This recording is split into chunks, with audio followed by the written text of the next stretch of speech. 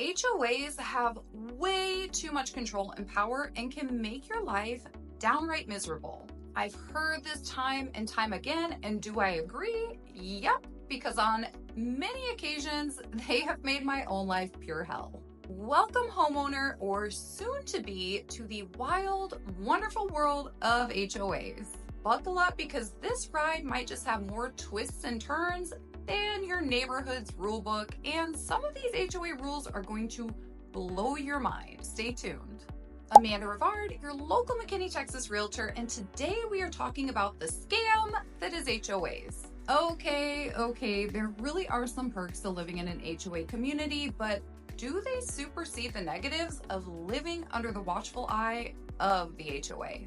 I'm going to share today some crazy HOA rules that are very real but laughable at best, unless you live in these communities and are subject to its fines. Stay tuned, drop a comment, let me know what the most ridiculous HOA rules you've heard of. First, what are HOAs really? Homeowners associations are governing bodies established within residential communities, typically in planned developments or condominium complexes. So when someone buys a property within an HOA community, they automatically become a member of the association and are required to abide by its rules and regulations. HOAs are responsible for enforcing community guidelines, collecting dues or fees from residents, and managing communal amenities and services. The rules and regulations enforced by HOAs can cover a wide range of aspects, including architectural standards, landscaping requirements, pet policies, noise regulations, and more.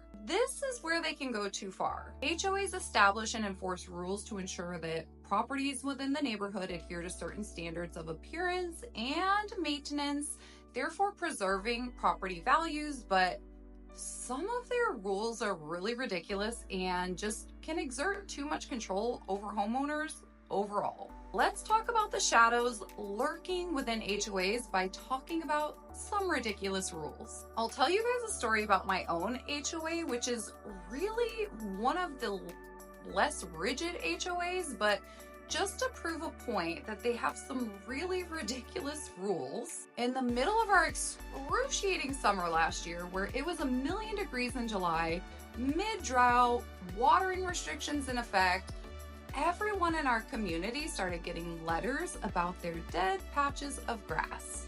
These letters stated that the dead grass needed to be corrected, and basically they just wanted everyone to resod their front lawns, which is kind of unbelievably stupid because resodding in that heat with watering restrictions means you would be paying thousands and thousands and thousands of dollars to resod your front lawn, and that sod is not going to take the way that it should under those extreme conditions. My lawn personally only had maybe 3 small dead patches, and I received an abundance of letters. The problem for me was the hypocrisy because I live on the same street as the community pool, which that area is actually owned by the Homeowners Association itself. The area surrounding the pool that is supposed to be grass was all dirt and was probably the worst looking lawn in the whole neighborhood. After receiving all of these letters on my lawn that truly did not look bad, I decided to make a point. Number one, I bought this grass paint, which you can actually get on Amazon, and this specialized sprayer to literally fill in the dead spots. It cost me maybe $100 versus spending $8 grand to resod my front lawn. After receiving yet another letter, I had enough. I went and took pictures of the pool area and I asked them, if I have to take care of my lawn, why are you guys exempt from it? So what happened was they actually went out there and resodded the area around the pool. And do you want to know what happened? All of that sod died and it looked like absolute shit. I stopped receiving letters after that. So that's my story, but I'll share with you guys some of the other insane rules that I've heard. Garage sale dress code. In one member's neighborhood, there are 2 set garage sales each year, one in April and the other in September. Additionally, anyone who wants to participate must wear polos and khakis. Get a permit for those plants. Another homeowner stated that their HOA wanted them to get architectural approval for 2 small potted plants they had placed at the front door. No sharing towels. So the same person also said their neighborhood HOA forbade towel sharing at the pool. Any person who was seen without a towel of their own would be fined $25. 3 nights and you're out. Another HOA forbade any guest from staying more than 2 nights. But during the holiday season, they were really nice, and the rule allowed for 3 consecutive nights. 5-minute open garage limit. One unhappy member posted that their garage door could only be open for 5 minutes or less. Any longer, and they were in violation of an HOA rule. Not ideal for car enthusiasts on a hot day, or really anyone. You need darker mulch. According to this homeowner, the shade of your mulch is very important. They were fined twice because it wasn't the proper shade of red.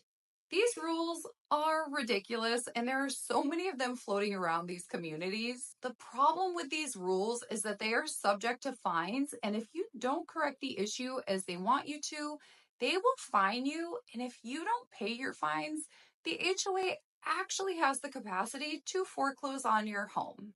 It's pretty freaking insane. Residents do often have the opportunity to participate in HOA meetings and vote on important matters and voice their concerns or suggestions to the board. So it's not like you're completely voiceless, but at the same time, it takes a substantial amount of votes to change any of the rules. Positive vibes only, guys. Let me bring out my inner optimism. So there is a positive to living in an area with an HOA. With a lot of homeowners associations, there are benefits of shared amenities like pools, gyms, and landscaping. That's a plus. There's also potential for increased property values and neighborhood cohesion, which is great, of course, because maintaining the image of a community really does help your resale value, because we've all seen the neighborhoods that have no HOAs and the weeds in the front lawn are like 10 feet tall, or the neighbor has an indoor sofa sitting in their front lawn. Things like that definitely take away the value from your own property. And if you're looking at purchasing a home as an investment, which you should, this is important. My best suggestion is, if you are entertaining the thought of purchasing a home in an HOA community, it is to really weigh your priorities and lifestyle preferences when considering HOA living.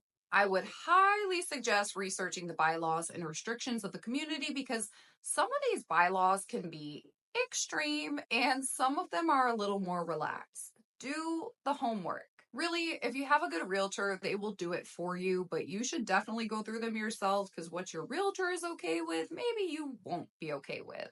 All right, folks, whether you're embracing the HOA lifestyle with open arms or eyeing the exit signs, one thing's for certain: living under an HOA's watchful gaze is never boring. Thanks for joining me on this wild ride through the highs and lows of HOA communities. Till next time, may your grass be green, your paint be approved, and your neighborhood drama be at a minimum. Thanks for watching. See y'all soon.